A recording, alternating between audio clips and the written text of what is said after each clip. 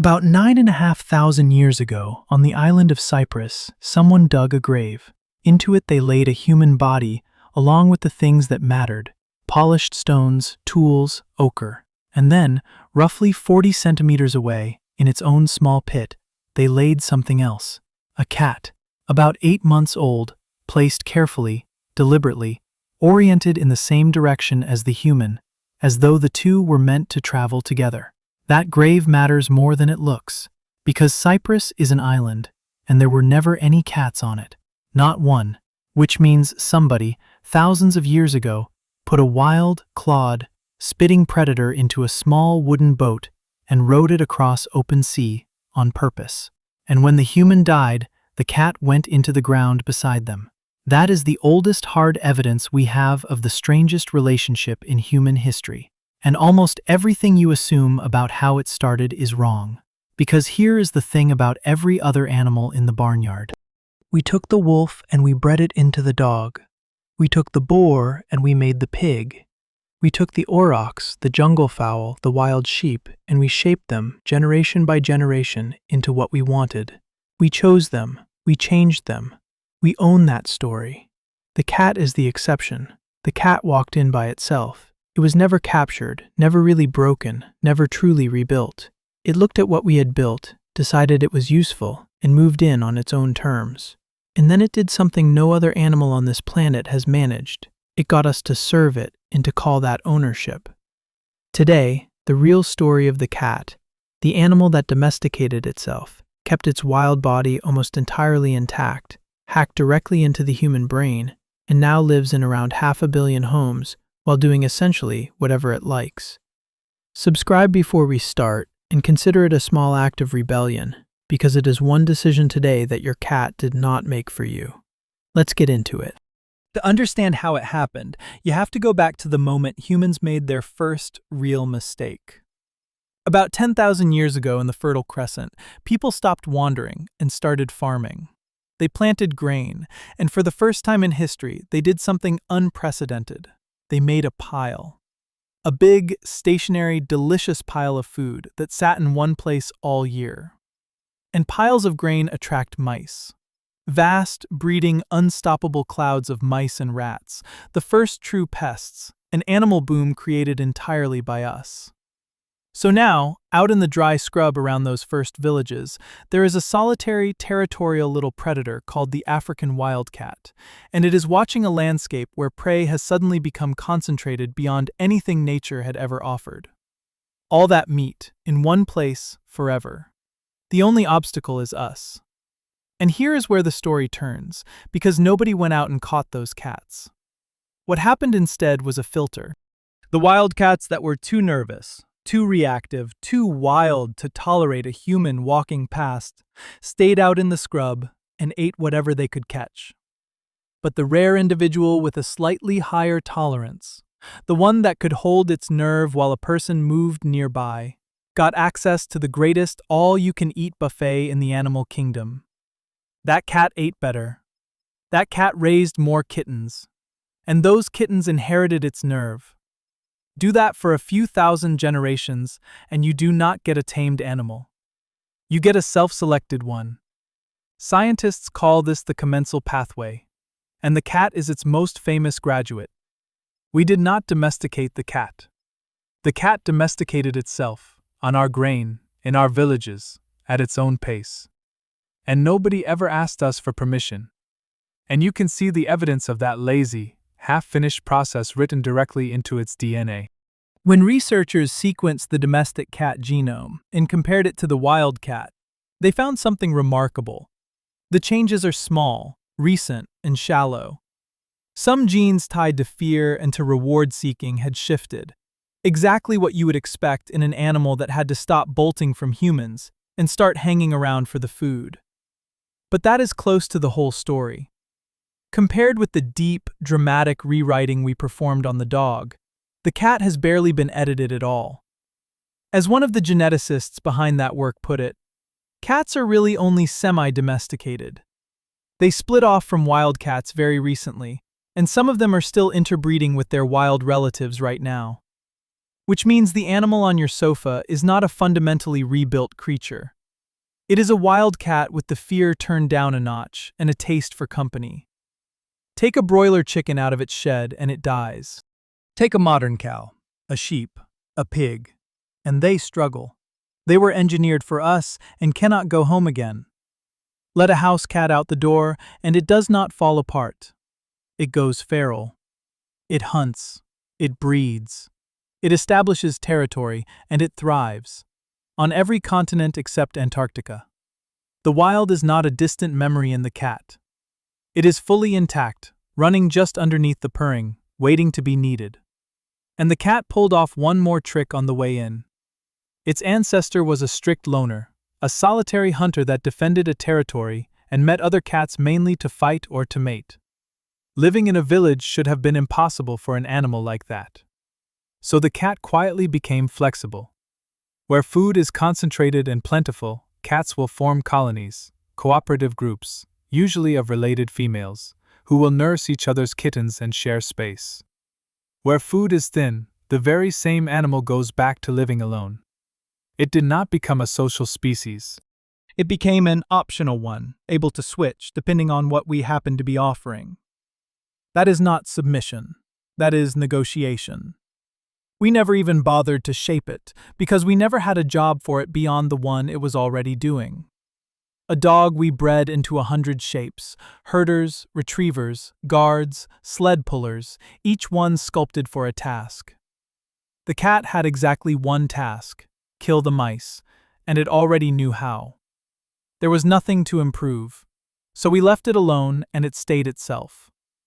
Almost every cat breed you can name is a recent human hobby, a couple of centuries old at most, cosmetic decoration on an animal that was already finished. And this is where the story gets genuinely current, because the history of the cat was rewritten only a few months ago. For years, the textbook version said that cats spread out of the Near East with the first farmers, walking into Europe alongside Neolithic agriculture. In late 2025, a major study in science took ancient DNA from dozens of cats across Europe and Anatolia and blew that up. It turns out many of the ancient bones we had filed as early domestic cats were not domestic cats at all. They were European wildcats, a different animal that happened to live nearby. The real domestic cat, the descendant of the African wildcat, does not show up in Europe until roughly 2,000 years ago, arriving from North Africa, most likely carried on Roman and other Mediterranean ships, several thousand years later than we thought. The evidence points to two likely centers for the whole thing: the Neolithic Levant around 9,500 years ago, and Pharaonic Egypt around 3,500 years ago, and the pattern repeated on the other side of the world, with a study published just this year finding that domestic cats only reached China along the Silk Road, arriving after millennia in which people there had been living alongside an entirely different wild feline. There is something almost embarrassing in that. 9,000 years of sharing our beds, our laps and our floors with this animal, and we are still, right now, in this decade, arguing about which continent it came from and which century it arrived. We mapped the ocean floor. We sequenced the wheat in our bread. And the creature asleep on the pillow beside us stayed a research question. Which brings us to Egypt, and to the one civilization that fully understood what it was dealing with. The Egyptians did not think of the cat as livestock. They thought of it as divine. The goddess Bastet, protector of the home, of women, of children, of the harvest, was depicted with the head of a cat. Killing one, even accidentally, could carry the death penalty. The historian Herodotus wrote that when a household cat died, the family would shave off their eyebrows in mourning, and would grieve as though they had lost a person. And when a fire broke out, he claimed, Egyptians would form a line and worry more about the cats bolting into the flames than about the burning building itself. They exported the cat across the ancient world, and at times tried to ban its export because the animal was considered too valuable, too sacred to leave.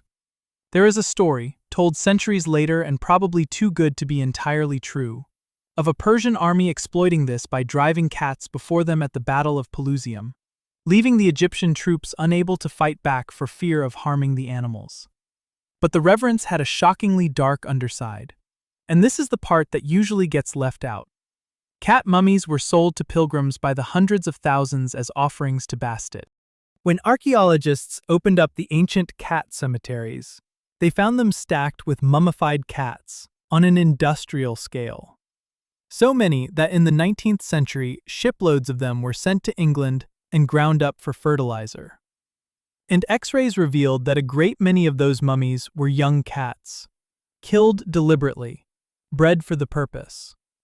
It is one of the oldest and cruelest paradoxes we have. The first civilization to truly love the cat was also the first to mass-produce it as a religious commodity. We worshipped it and we farmed it at the same time in the same temple. And then, centuries later, Europe did something remarkable. It turned on the cat completely. In medieval Europe, the cat's independence, its night vision, its silence, its refusal to obey, all curdled into suspicion. The animal became associated with witchcraft and with the devil, and cats were killed in appalling numbers, burned, thrown from towers, slaughtered at festivals as public entertainment. The same qualities the Egyptians had read as divine, Europe read as demonic.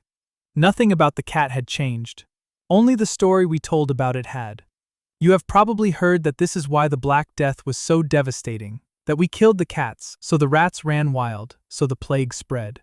It is a tidy tale, and historians will tell you it is far too tidy, because the plague spread was driven by fleas, trade routes, and human density, and the timelines do not line up cleanly. But strip away the myth and something honest remains. For a few hundred years we did our level best to exterminate the cat out of pure superstition, and it did not work. It survived us. It always does. Because by then, the cat had already found the perfect vehicle for world conquest. The ship. Every vessel that ever sailed carried food, and food carried rodents. And so cats went aboard as working crew, on trading ships, warships, and voyages of exploration, for thousands of years. They were valued, sometimes formally listed among the crew, and they rowed our sails to every port on Earth. We think of ourselves as the great colonizers of this planet. We were also, without ever intending it, the cat's transport network. So the cat had our devotion, our fear, and our ships. What it needed next was a way to talk to us. And what it built for that is, in my view, the single most impressive thing any animal has ever done to a human being. Here is the fact that reframes everything. Adult cats barely meow at each other. Out in the wild, a grown cat is a solitary animal, and its social life is almost entirely limited to one relationship, the one between a mother and her kittens. Kittens meow, constantly, at their mother. It means, I am cold, I am hungry, I am lost, come and fix it. And then they grow up, and they stop, and they go silent. And they spend the rest of their lives hissing, growling and yowling at other cats, but almost never meowing. Except in your house. In your house, an adult cat meows every single day. At you. It kept a kitten's cry, carried it into adulthood, and pointed it at exactly one species. Think about what that actually means. The cat did not learn our language. It reached into its own infancy, pulled out the one signal that reliably summons a caregiver, and assigned that role to us. When your cat meows, it is not talking to you as an equal. It is talking to you as its mother. And the meow got better at the job. Compare the calls of domestic cats and their wild ancestors, and humans consistently rate the domestic version as more pleasant to listen to. The wild cat's cry is harsh and unappealing. The house cat's is softer, higher, easier on us. Whether we selected for that or the cat drifted into it, the direction of travel is unmistakable. The signal was tuned for the receiver, and the receiver is you. Then there is the purr, and this is where it stops being sweet and starts being a little bit sinister. Researchers at the University of Sussex noticed that cats do not have one purr, they have two. There is the ordinary contentment purr, a low rumble. And then there is what they called the solicitation purr, the one a cat uses when it wants something, usually food, usually from you, usually at an hour when you would rather be asleep. When they analyzed the sound, they found something buried inside it. Hidden within the normal, soothing purr was a sharp, high-frequency cry, sitting in the same acoustic range as a human baby's distress call. Not on top of it. Embedded in it. wrapped inside a sound we find pleasant and non-threatening, was a signal our brains are hardwired, at an evolutionary level, to be unable to ignore. And it works. In the study, people rated the solicitation purr as more urgent and less pleasant, and crucially, that included people who had never owned a cat in their lives. They had no experience of it, and they still felt the pull. The researchers' conclusion was blunt. Cats appear to be exploiting the innate tendencies humans have to nurture their own offspring. Read that again. The cat found the emergency channel in the human brain, the one reserved for a crying infant, the one you cannot switch off through willpower. And it learned to slip a signal into it, camouflaged inside a sound you actively enjoy. Cats in one-on-one relationships with a single human are the ones most likely to develop this trick. It is fine-tuned to the individual. That is not a pet. That is a specialist. And the face is doing the same work. Look at the flat features, the big forward-facing eyes, the small nose, the round head. That combination has a name in psychology, the baby schema, and it is the exact set of proportions that trips our caregiving instinct, because it is what a human infant looks like. The cat's face was shaped by evolution for hunting, for binocular vision and a killing bite. But by pure accident, it landed on the precise geometry that makes a human brain go soft. The cat did not build that face for us. It just turned out to be holding a master key, and it has been quietly using it ever since. Even the eyes are a channel. Researchers studied the slow blink, that lazy, half-lidded narrowing a cat gives you across a room. They found cats are more likely to slow blink back at a person who slow blinks at them, and that a stranger who slow blinks first is more likely to be approached by the cat. It is a real signal, a genuine two-way line of communication. And most cat owners have been using it for years without ever knowing it is a documented behavior. And this is the point where I have to bury the biggest myth of all, the one about cats being cold. In one well-known study, cats were put through the same attachment test used on human infants and on dogs, where the caregiver leaves the room and then comes back, and researchers watch how the animal responds. Around 2/3 of the cats showed what is called secure attachment, greeting the returning human and then relaxing and going back to exploring. That is roughly the same proportion you see in human babies. The aloof, indifferent cat is not a real animal. It is a story we tell ourselves because the cat does not perform its affection on demand, and they know exactly who we are. Japanese researchers demonstrated that cats can pick their own name out of a list of similar-sounding words, responding correctly the large majority of the time, even when the name was spoken by a complete stranger rather than their owner. Which lands us on the most cat fact in all of science. Your cat knows its name. It hears you. It recognizes the sound perfectly well. It has simply run the numbers and decided not to come. The indifference is not a failure to understand. It is a choice.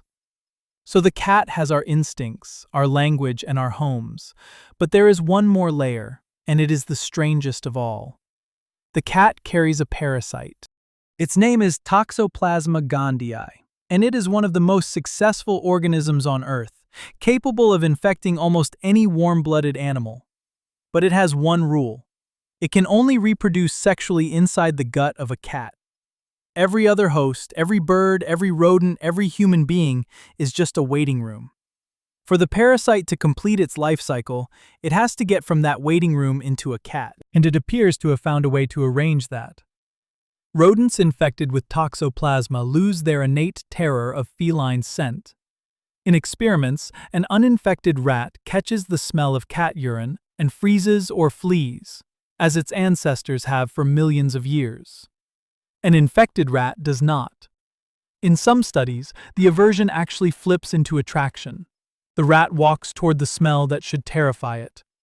Researchers gave it the perfect name: fatal attraction. A microscopic organism in the brain of a mouse, steering that mouse toward the mouth of a cat, in order to reproduce.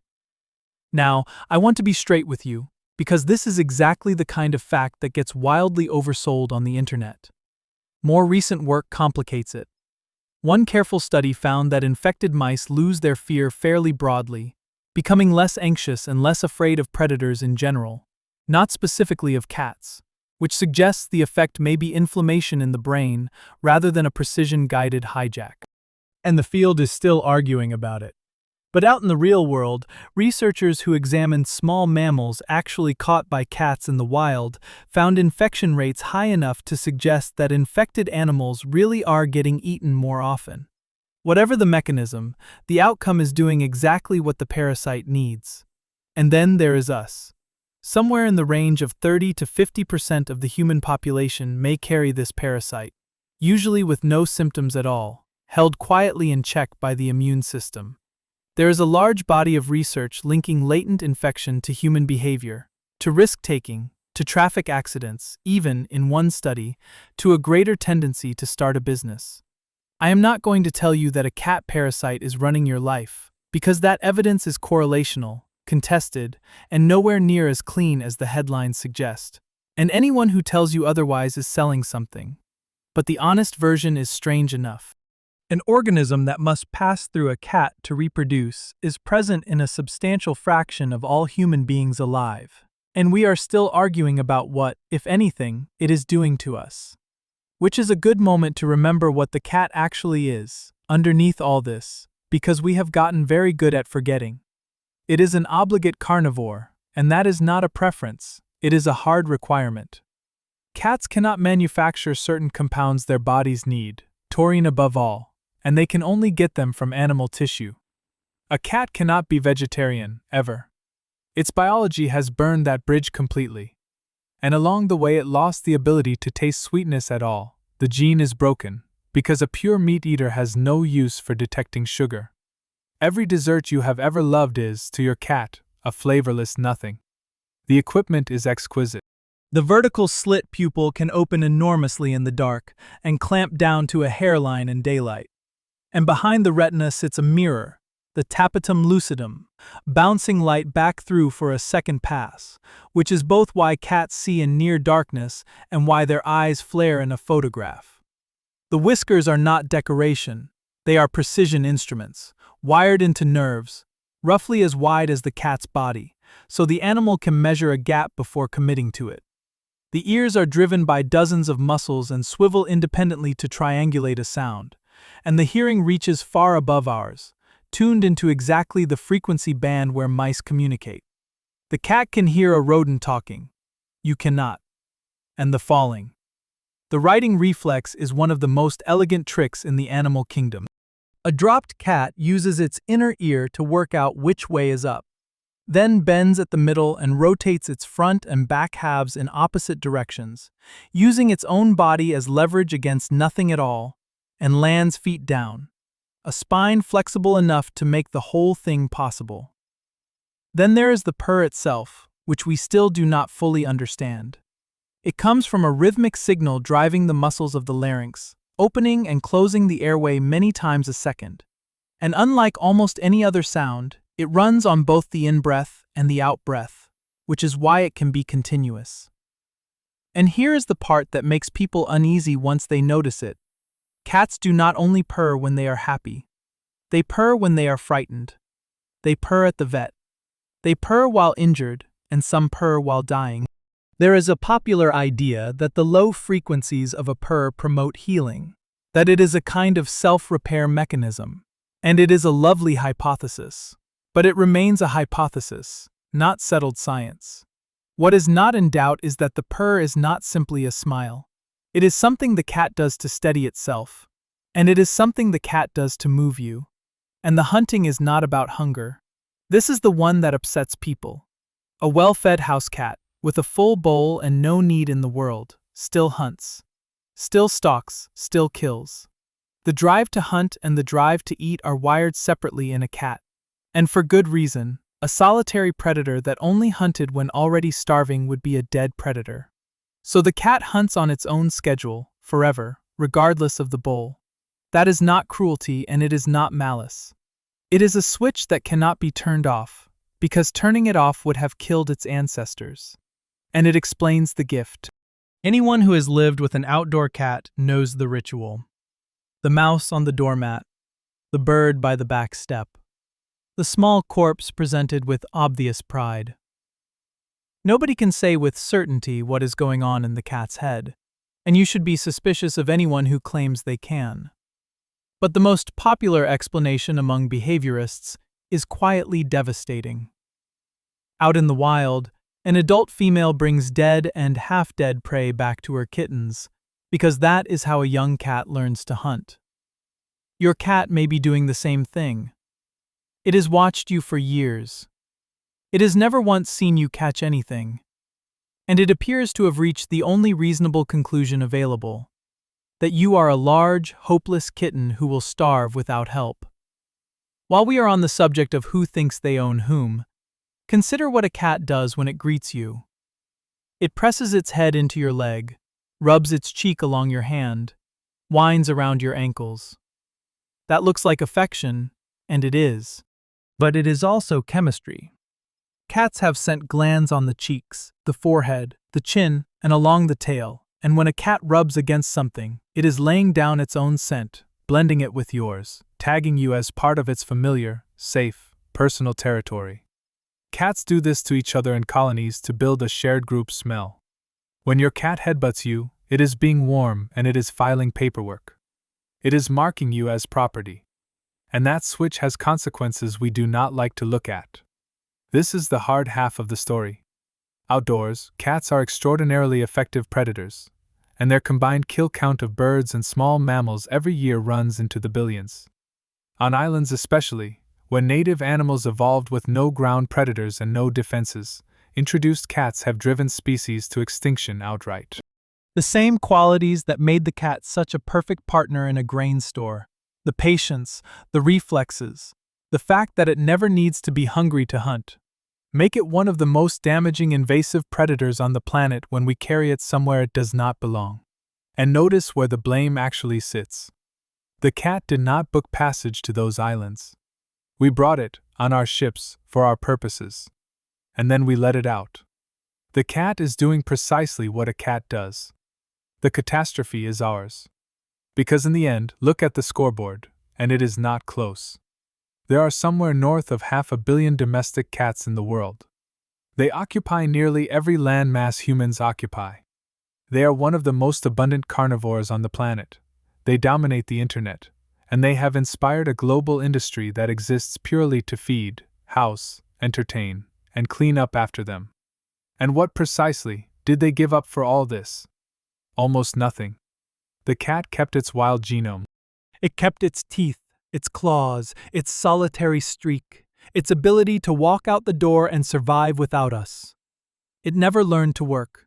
It performs no task, herds no sheep, guards no house, pulls no sled. We built the cities, we grew the grain, we invented the tin and the litter tray and the little door that opens for it, and in exchange it agreed to sit in the warm spot and be beautiful. On days when it feels like it. So let's ask the honest question. We say we own cats. But when you look at the actual arrangement, who exactly is running this thing? An animal wandered into our world uninvited, ate our surplus, kept its wildness completely intact, learned to imitate the cry of our own babies to make us get up in the night, wears a face shaped like an infant's to make us go soft, has spread its parasite through half the human race, gives us nothing we asked for, and has convinced hundreds of millions of us to pay for the privilege of hosting it. We did not tame the cat. We were the ones who changed. We rebuilt our homes, our habits, and our schedules around a small predator that never surrendered anything at all. The dog is a story about our power over nature. The cat is a story about the limits of it. The cat is the only animal that joined our civilization without ever agreeing to belong to it. Think back to that grave in Cyprus, 9,500 years ago. A human being, and beside them, laid down with care, a young cat that somebody thought worth carrying across the sea in a boat. We have been looking at that grave for years, assuming it was a monument to what we had tamed. It might be exactly the opposite. It might be the first evidence in history of a human who could not bear to be without a cat. So here is my question, and I want a real answer. Do you think you own your cat, or do you suspect, quietly, that it is the other way around? And what is the one thing your cat does that you have never been able to explain? Put it in the comments. I expect to be argued with on this one. And for once, I am hoping for it. And if you stayed to the end of a video about how thoroughly you have been outmaneuvered by a small predator, then you already know how this works. Subscribe, tell me which animal to go after next. Your cat, of course, would never do any of that for anyone. Which is rather the point.